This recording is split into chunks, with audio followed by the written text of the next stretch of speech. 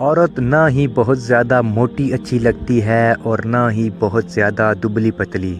دبلے پتلے لوگ ہزاروں روپے خرچ کرتے ہیں تاکہ وہ صحت مند ہو جائیں، مگر بہت سے پیسے رہ جاتے ہیں۔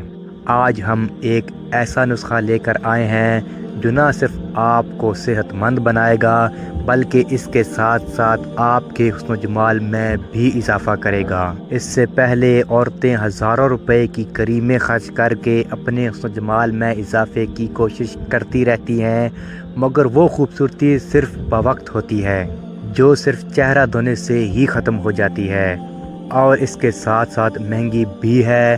لیکن آج ہم جو نسخہ لے کر آئے ہیں وہ استعمال میں نہایت ہی آسان اور خرچ میں بھی اتنا آسان ہے کہ آپ کے اس میں بہت ہی کم پیسے لگیں گے۔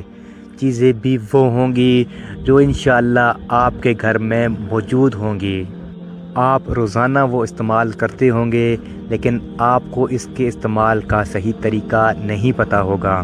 یہ طریقہ کوئی ہمارا طریقہ نہیں ہے، یہ امہات المومنین حضرت عائشہ کا طریقہ ہے۔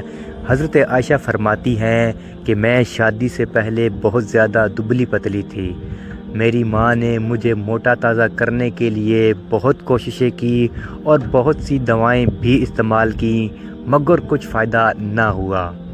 پھر آخر کار میری امی نے مجھے کھیرے اور کھجور ملا کر کھلائیں تو اس سے میری صحت بھی اچھی ہو گئی اور میرے رنگ روپ اور حسن و جمال میں اضافہ بھی ہو گیا۔